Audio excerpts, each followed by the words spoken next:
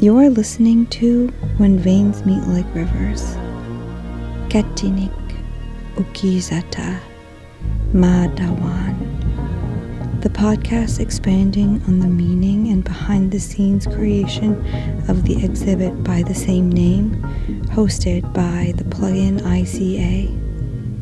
It's a podcast about survival, desire, and kinship.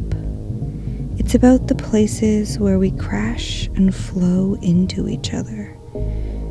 It's about how and what we resist and submit to. I hope that you enjoy our offerings.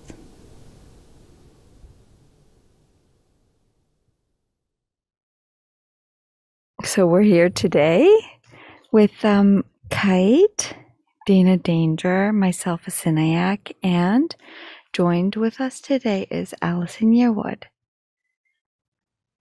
I think I didn't meet you until we started on this project, and I met you on a video call, and I was sussing you out, trying to figure out what the deal was, and I only got good vibes. But I think Dana actually met you first. That's true. We met like a good maybe year or so before that. Planning. It was before the great panini of 2019. Because we had been planning kinship medicines with Yaz Morgan, all two-spirit, indigenous queer, inclusive residency, and I got to know Allison's voice very well, and also knew I was so excited to work with you, Allison, because you really advocated for me and Yaz and like what our needs were, because sometimes they don't always like line up with what that people that are developing the programs, if they're not two-spirit, or if sometimes if they don't fall into different categories of understanding, certain perspectives and all that, sometimes it's hard because you want to bend yourself to the institution. You're so grateful to be in that space, and you don't want to kind of like ruffle anything. Like I said, maybe people don't want to ruffle stuff. I definitely want to ruffle feathers always. Just pluck them right out of the skin, and it's a good metaphor. So I just remember, just having feelings about that, and just feeling very supported by you. And so when katinniq brought us into this circle, into this collaboration, I was like really on board with it. And I remember you asking, like, how is Allison? I was like, oh, Allison's the best. Because there was so many cackles. Like me and Allison were always cackling. So I was like, she prairie. She's so prairie. And she knows, she'd get down with it. This is Black and Indigenous solidarity, okay? Okay, I should stop making symbols and like flashing like almost gang symbols like in the corner over here, and actually talk with my mouth. Like I am like probably one of the loudest people, and like now I'm the quietest right now. There's a mic in front of me. It's like, ooh, what do I do? No, it was amazing meeting you. Well, never meeting you because we did it all remotely, and you were so gentle with me and Renalta, because Renalta Arluk, the director of Indigenous programming at the Banff Center, you were so kind to like not humiliate us as we were fumbling and trying to be like, how do we do this respectfully? Mm-hmm. And it just took us a long time. The best way to do it respectfully was to get out of your way. So I think so much of like the work that I get to do now is like, oh, I gotta go. I gotta get out of the way. And then I just remember being so excited when the two of you were like, oh, and you're going to get to work with Kite, because I had known Kite's work from working at the Banff Center, and intersecting with Kite through my friendship with Nikki Little, being amazing. And I was just like, okay, so I get to have like a trifecta of magic, like, and of just humans that just, for me, are seeing it in such a real way and talking about it, doing the good work, not really waiting for invitation to make it happen, but making it happen, and being so careful and conscientious and kind. And I always have to acknowledge the fact that the three of you believed in me when it was a time of crisis, really. Like a lot of the artists had jumped ship. You know, how I came into my role was controversial, of course. I'm Allison. How else would I come in through the door? Not quietly, not calmly, but kicking it through and saying, hey, boo boo, I'm here. So I was here, but a lot of people went over there, and the three of you trusted me to kind of say, okay, we can't do what we thought we were going to do because things have changed and we actually have more that we can put to it. Like it was actually like a Cineax piece first with the responses from Kite and Dana, which was really interesting. Like I was like, oh, I love this idea. But then I was like, but we have a whole gallery. Do you think it could spread out to being like all of you? But I didn't want to take away from the you shine. And it was so much kindness and care. And I think it really speaks to the three of your friendships of like, how you make space for one another. And I think it's always a question, or at least it's a question that comes up to me, is like, how do you make space? And like, you're such a big personality. And I mean, the three of you are big personalities. And then we have Adrian Hurd, who did the beautiful essay, and they are also a big personality. And I think people think when women and non-binary people are strong and very convicted in their voice, that we also are somewhat aggressive. But I think there isn't, like when you look at a Cineax piece, Cradling River piece, there's no aggression, but there's definitely presence. And I guess that seems to embody who a Cineac actually is as a human being.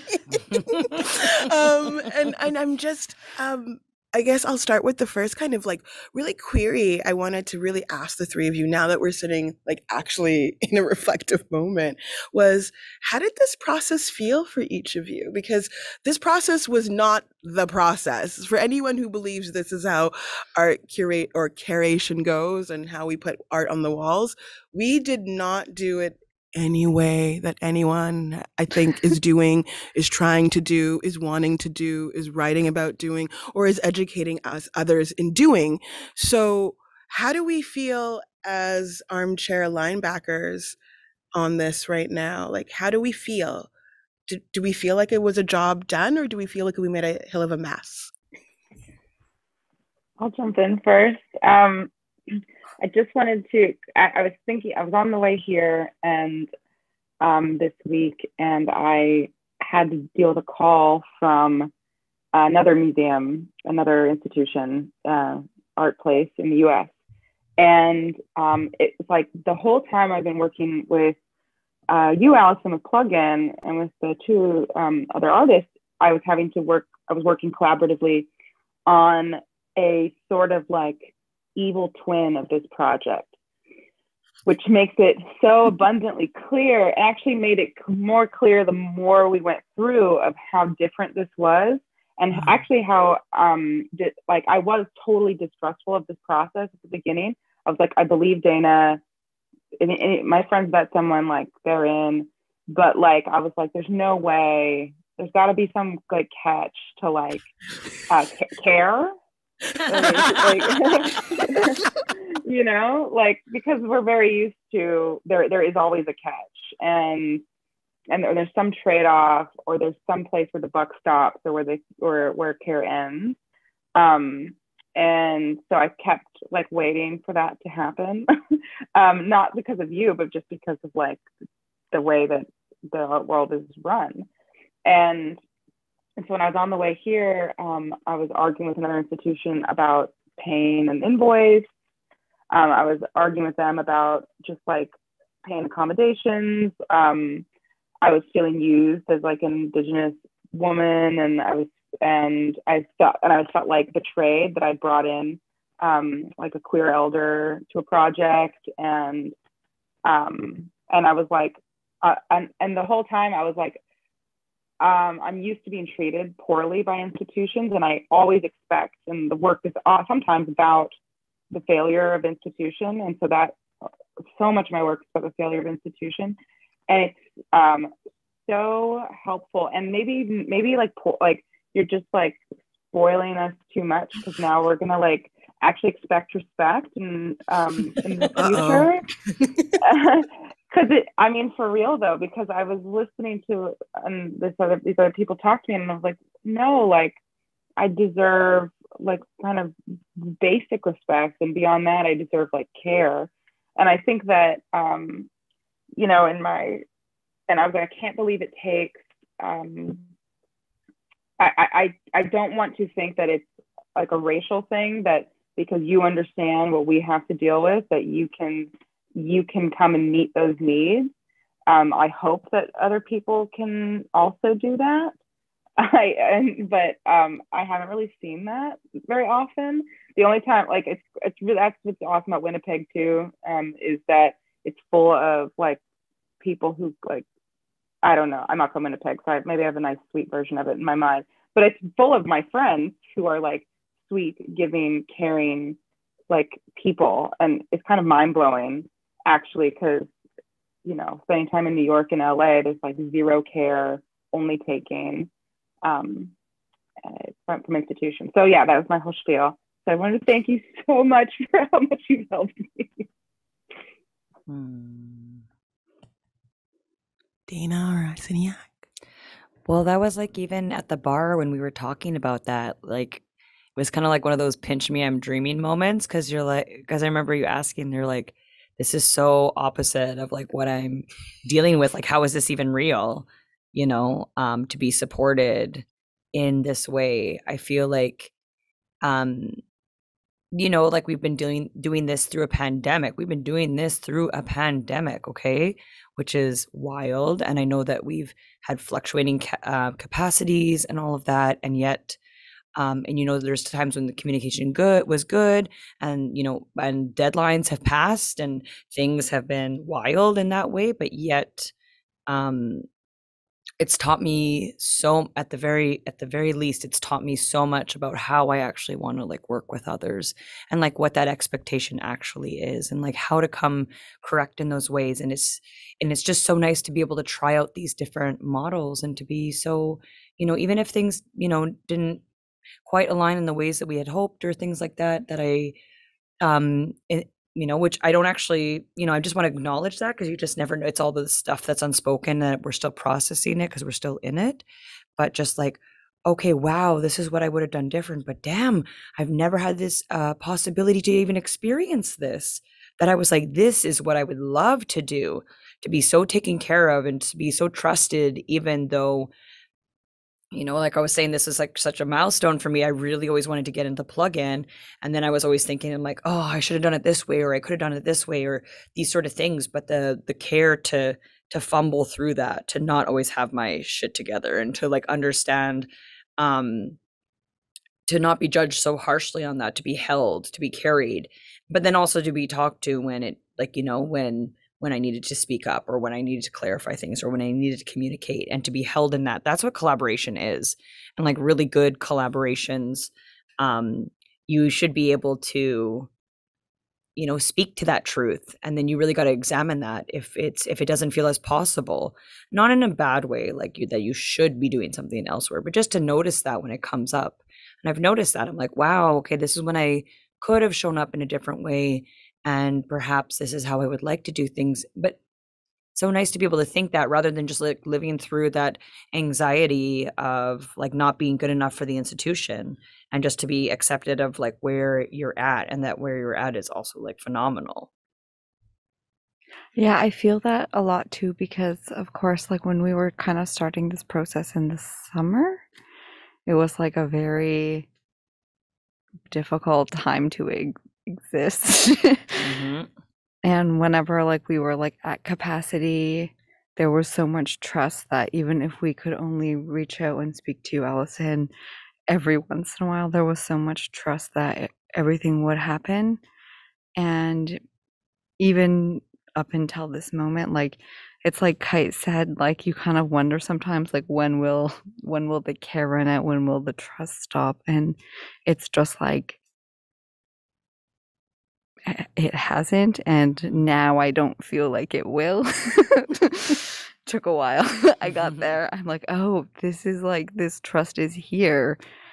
Like, we're making something, and you have that for us. And you like never expect to have a trust like that from institution. You always like one kind of feel like a little bad kid who's not doing their homework, like I said earlier. And so it is that, like, being treated like a human who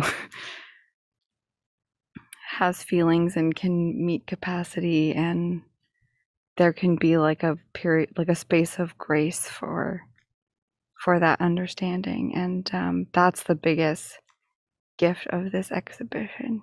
So thank you so much for that. Oh my gosh. Like, my pleasure.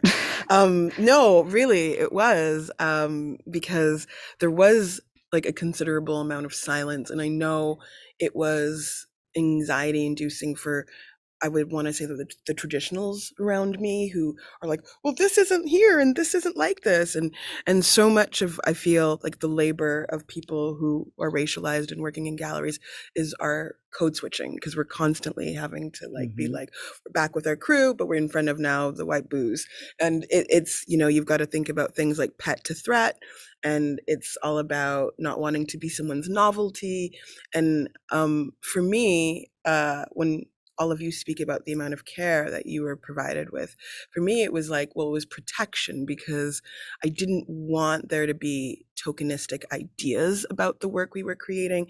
I didn't want people to think, oh, it's cute Black and Indigenous interchange, you know, because of the summer that we have gone through, both of our communities, we have been massively on display and massively under demand. We've been massively requested on to do more labor. And I wanted the three of you to have your space. I wanted you to live and be able to work. And I guess when we talk about silence, I think sometimes fear is a synonym that kind of comes into silence.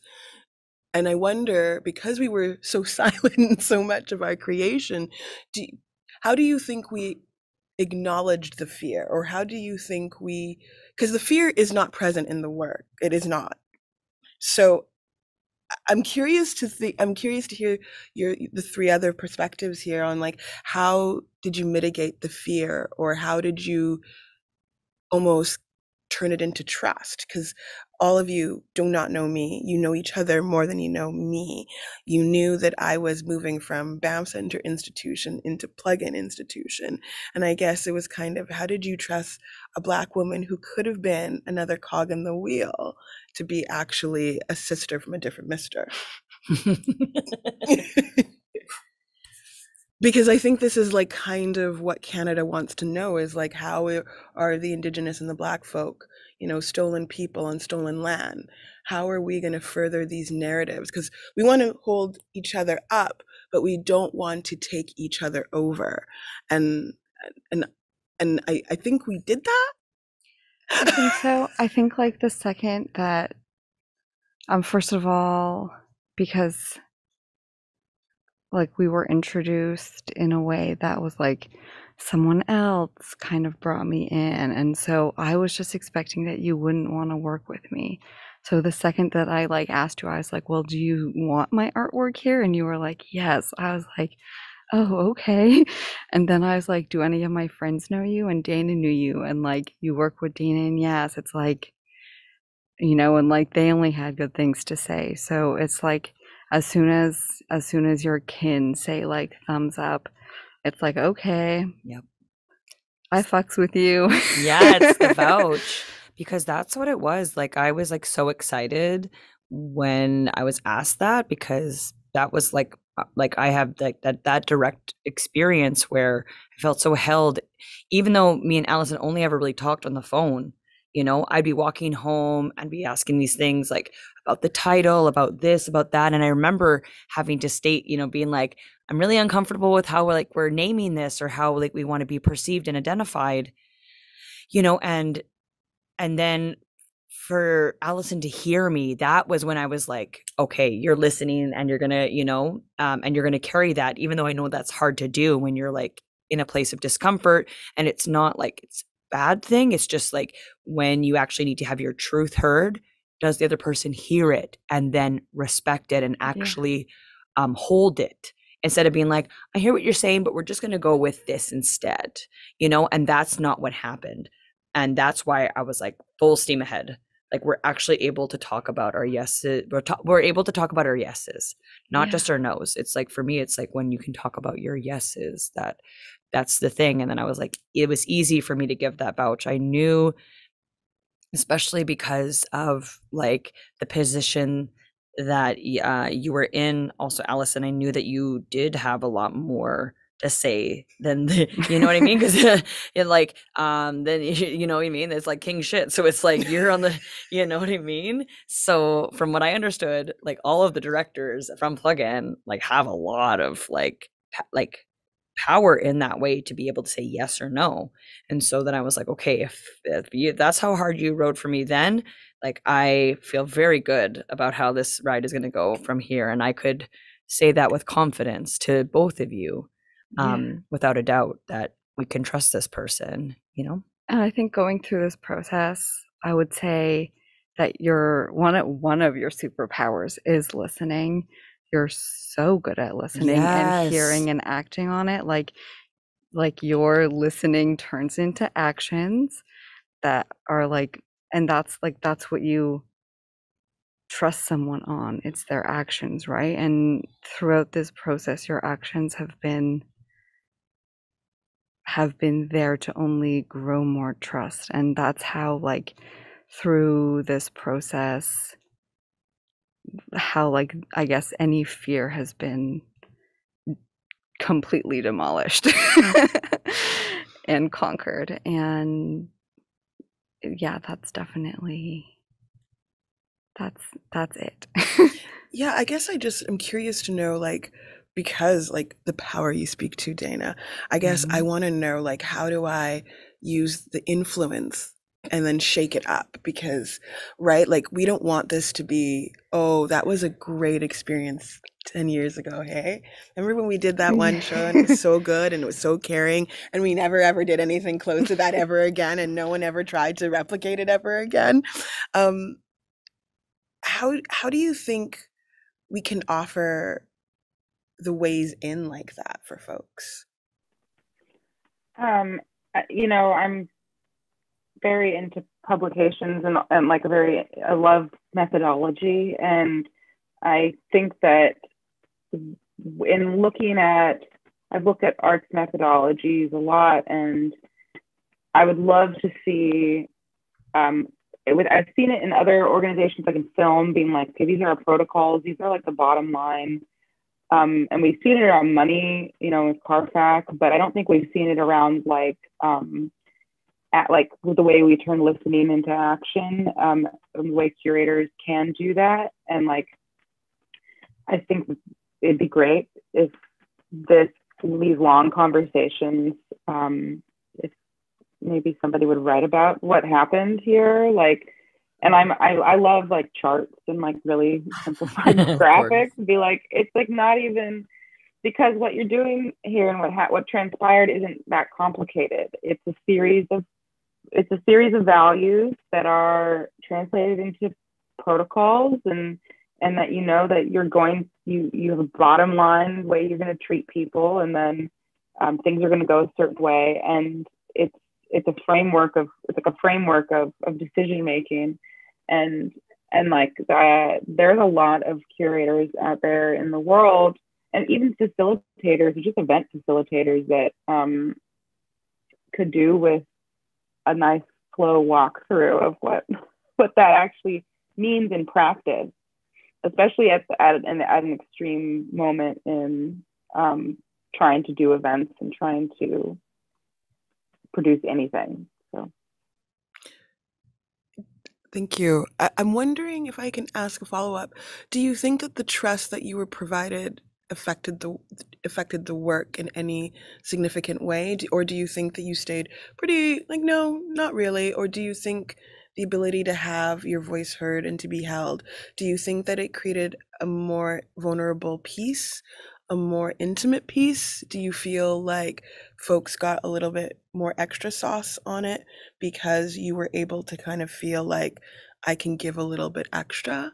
Or do you feel like you might have put too much on the plate and now you almost want to retract some of that back because that intimacy got too intimate?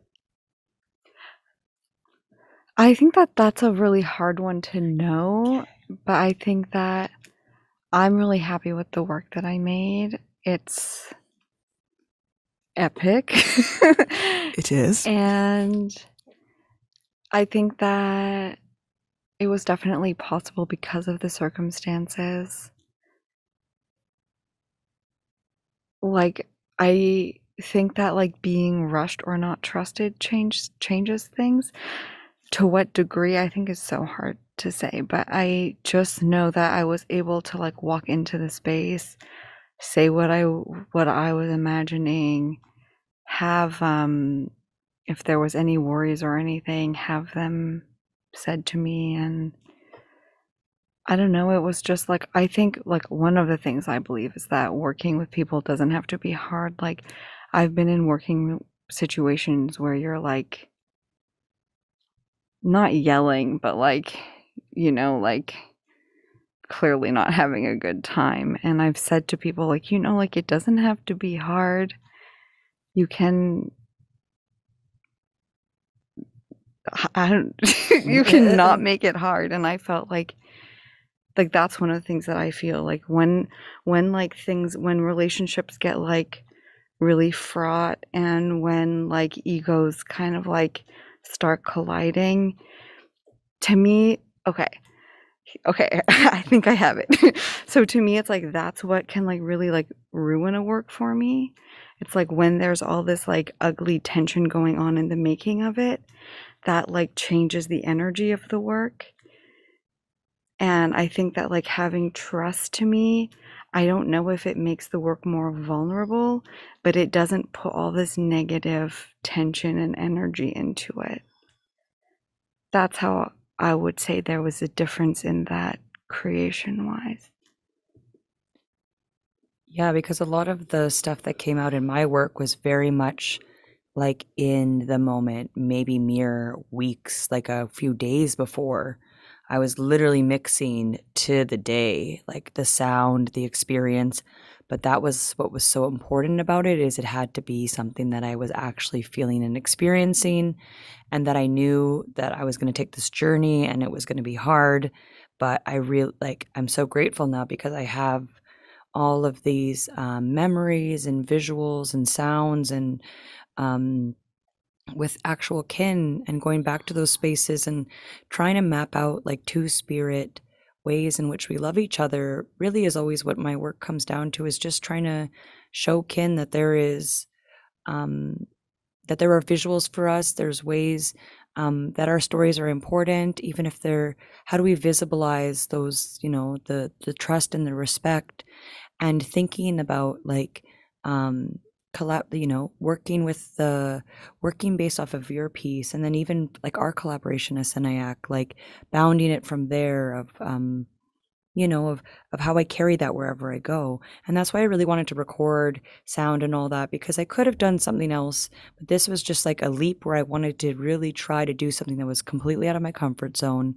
And and it felt good because like we were all kind of doing something that felt good, but I like to have that framework because I was brought in because of you, and so I really wanted to honor that trust, and to see what came of that, and really work with stuff that I haven't worked with before, and just that limitation, because that artwork, I collected medicine. I got to see a friend that's going through really difficult health situation, and I was able to actually like honor that person because I don't know when I'm going to see them again, and just noticing how art opens up so much space for me to be vulnerable and experience intimacy with other two-spirit people and other kin. Like this was such a great visual, like the most ideal vehicle to make art ever, really, because there was a lot of trust that had to happen, and a lot of like me not knowing, stuff just even came to be when I got there. Like there was no sort of plan. And that can really freak people out, you know, of course, because you're just like, well, what the heck is going in this gallery, you know? And so I know that a lot of institutions that doesn't usually fly, you know, like it's really going to be conceptualized. It's really got to be fleshed out. And for me, it's my work is so much about process these days of like, it's not the end goal. It's how do we get there and how do I show that and still, and, you know, and have something at the end. Because even these little conversations, I realized that I was like carrying so much anxiety because like even say when I wanted to ask you to tie me up, but I spent like weeks before I actually even uttered it to you, you know? And I was There like, was no way I could have said no. it was kind of like, you know? But it was okay. If you said no, that would have been okay. I would have figured it out. I know there's a little bit of that pressure there. And that's something I have to look at too, is like when we're asking for consent and those things, how much time do we actually give for people that doesn't feel like coercive, or, you know, how do we not still do those things, you know? And so even myself, I have to re-examine it. I'm very grateful that you said yes and that you trusted me and that you wanted to do that, and it was even better than I fucking imagined. Like the fact that there's like you gave me an unchastity belt and then you unchastity belted all of my antlers together. I was like, whoa, you know, I knew you were perfect, you know, to do this job, you know, because you had some little help from over the oceans, and just to kind of like be like, no, you can do this, you know, you can definitely make this happen. And it was really nice to be able to share that too. You know, and there was some stuff that just like never worked out. We had these ideal things that we were going to be at the confluence and do all that. And then, yeah, the disappointment of like when certain things don't happen, and like, are we still connected? Are we still good kin to each other? You know, when those like important moments don't happen too. So trying to be at peace and okay with certain things when they don't flesh out. But then all of the amazing stuff that was there, like I just loved the setting up of Kite's piece, because Kite wasn't even there, and these interns had spent so much time, and then they got like kicked over, and then they had to go back, and you know, and just all of that of how everything's gonna live in the space together too. Yeah, you just gotta be fearless.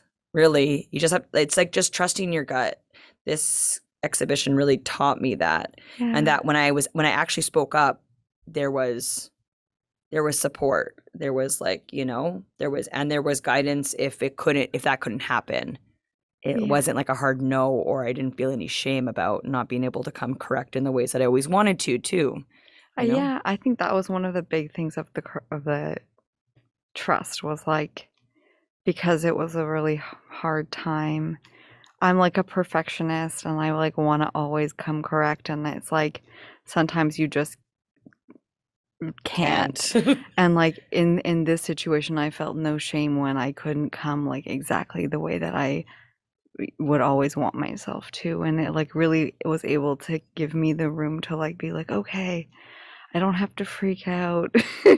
It's okay sometimes, like, you know, I don't always have to be exactly on time or exactly whatever it is. It will still be okay, and there's still people who will have like patience and care for me. Yeah, I think I think I'm still like on the fence about my piece with the sound, because it's like very, very, very intimate conversation, and I tried to edit out anything that I really wasn't comfortable with, but then I had to take the leap and be like, you know, Winnipeg is very similar to Rapid City to me, and to Oklahoma. It's just Indian country, and the Treaty 1. What up? It for sure is. And so it's just the chances of people listening to these, like, to me, are very groundbreaking connections that haven't been elucidated in an art way. Like, I was like, okay, I can do that here because it's this city and it's this group of people. And it's like, I don't think I'll ever screen this piece, because I think I don't want it to like get out there too much. Yeah, but like I think I really don't think if it was another group show or something, I would have done it. I would have let it go. I think I would have cut everything out, because in the piece Iron Road, the question I asked my my family was about, just tell me the story of our grandma Iron Road like escaping Wounded Knee. But then it turned into this thing where they needed to tell me about their relationships with sacred stones, and which was like my dream to hear that. But then I had to decide whether that was meant for this artwork. And yeah, so it was a big decision. It was like, and I'm still like, oh, I hope it's okay. Like, I hope I don't lose control of the safety of this piece, because it is super important to me. But then the other thing is, like, once the piece was being formed, and I realized that Katinniq was going to do me this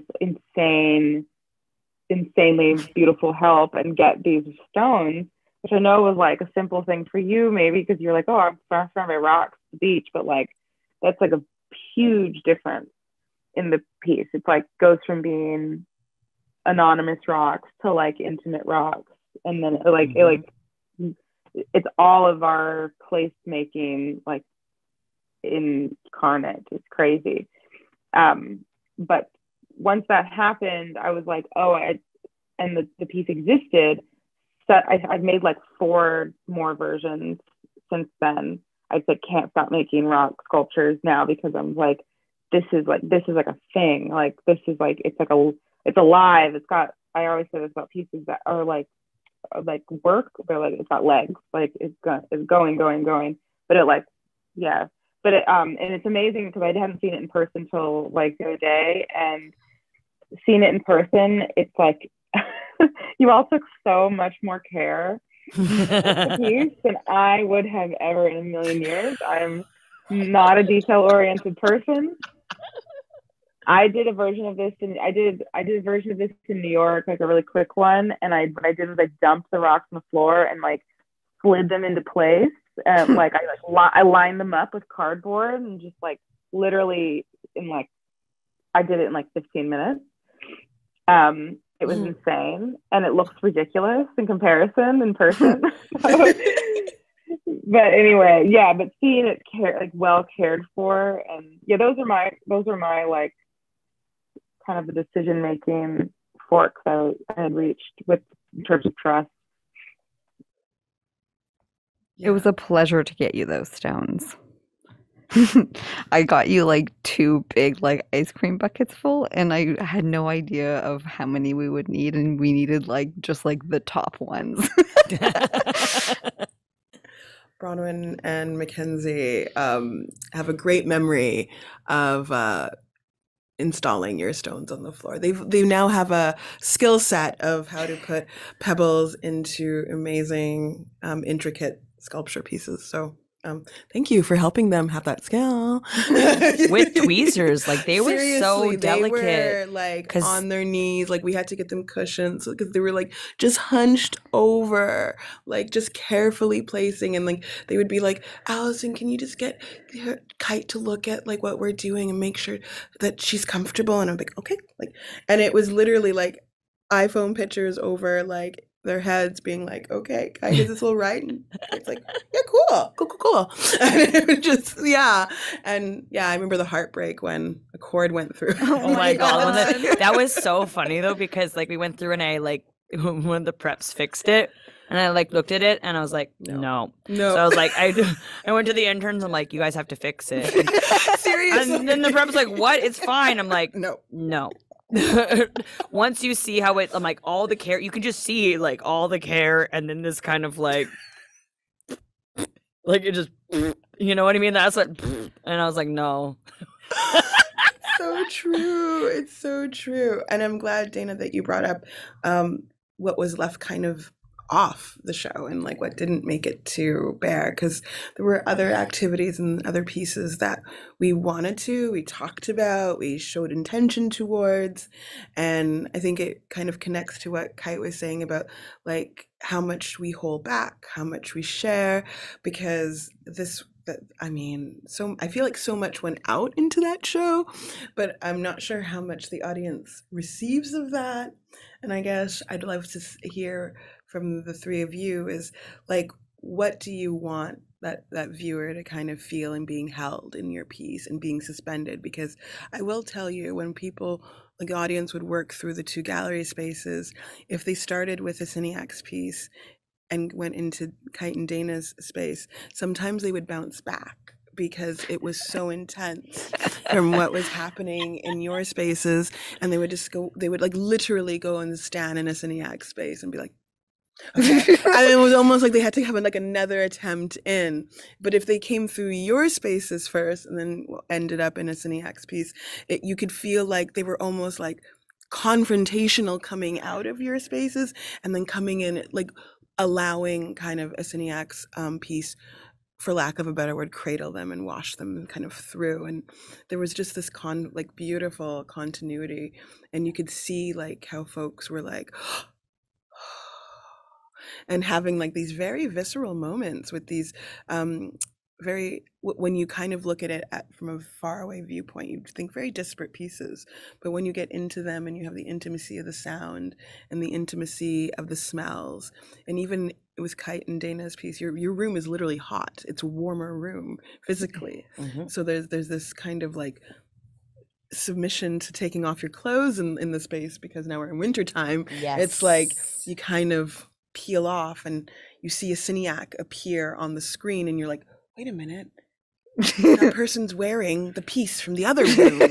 and just having people have that experience of going, oh, wait a minute. Yeah. And then actually having people wonder about the 5 stones in your piece relating to the stones in Kite's piece, and just people either creating Easter eggs, or I don't know if the three of you are going to now divulge these were Easter eggs. I think they might have been we decided. No, we did. We talked about it. Yeah, we did, didn't we? And I didn't bring a rock. I was supposed to bring a rock from my home, and I didn't do it because I forgot. And as soon as I got to town, I was like, big mistake. No, but it was there. It was like in the prints. Like it was. Yeah. They were there whether they were physical or not. Like I just see in the piece that comes down, that's the water, and the stones are all there. Wow. You know what I mean? The rocks are what the rocks are what connected me to the water, because it took me, I didn't even realize until after I produced the video that there was so much water in my piece. There's a lot. I forgot that there was so much. I just was taking a film of my home, not trying to capture all the water, but then when we were doing it, I was like, oh my God, there's a lot of water here. And yeah, but with there's so many things that we didn't get to do, but they were really extreme ideas too. And but I'm sure we'll get to do them in the future, like writing a song together. Yeah, near water, we'll do it. And like but I'm so glad that we all have the rocks and like sort of river rocks or not river rocks, however they may be. But the rocks are all grounded in this territory. I think that's kind of great about the rocks of Dana's piece and Cineac collected the one. It's like nice triangulation stuff. The one thing I am sad that I didn't get to do because I couldn't come was I didn't get to try this like crazy sound experiment I wanted to try, and that is like my big sadness of not being able to come, because it was like would have been so crazy. But I want to do it soon. But in the end, I think to answer your question, what doesn't get divulged, the reason I'm glad we did the podcast, because in the end, this is an extremely dense, rich artifact. Yeah. Yeah, because a lot of it was really chance. Like there was rocks, the grandfathers, the Mishomish from Lori's Gloria Blondeau's piece. Those rocks, I saw them. We were all, I remember we were sitting in the kind of loading area because because there's no private space to actually talk in there, and we were having some private conversations, and here are these rocks just sitting there. And while we're having this conversation, I just ADHD kicks in, and I just start grabbing them and taking them, and I'm like, nope, these got to be in here because Allison said they were Lori's rocks, and I was like, oh, well, why are they just like left here? Like they need to, they need to come. So they need to come to be with the pieces. And also because in hide tanning, we often do that. We use the stones all the time to hold the frames in place and everything. So it worked out perfectly. Like there was rocks from the confluence where me and Jeffrey did where the North and South Thompson rivers meets in Secwepemc territory.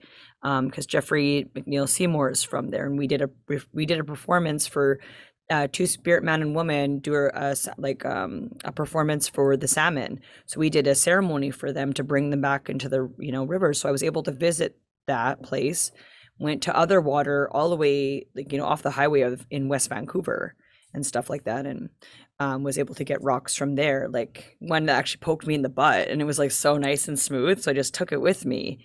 So I was like really thinking about the journey and what that meant. Maybe it means nothing to anybody else, but it means something to me, and to have all of those there, and to even, it was like gathering for ceremony. It reminded me of all the different times that I've gone out to Crown Land with my mom, and we just like load up the truck with just rocks and making sure you don't get limestone because then it will explode in your face in the sweat lodge, and the danger of it, and like knowing what rocks are good and which ones we need to leave in the ground. Yes. Wow, I did not know that about limestone. Yeah, don't know limestone in the sweat lodge.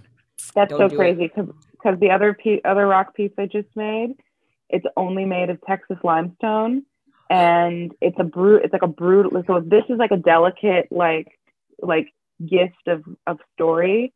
The other piece is like a brutalist, hardcore, anti-institutional like. The story is, instead of the story of my great grandmother, it's the story of like the failure of institutions, and it's like that's so great because I would love the limestone to go in the gallery. Heat it up. Okay, well, I think we're kind of coming to the end time of our conversation, but not the end time of our relationship or our fun together. I definitely feel like my work with the three of you is definitely unfinished. So I know that there's more intersection, there's more work. I'm really proud and honored that I get to hold this space with you. I get to hold this moment with you. I now feel kind of imprinted on like all three of you and like how you go off into the universe. And I know that you have someone that is always kind of, I'm here if you need me, but I'll let you fly because you don't ever seem to need me. But yeah, this has been one of the best exercises and projects I've done to date.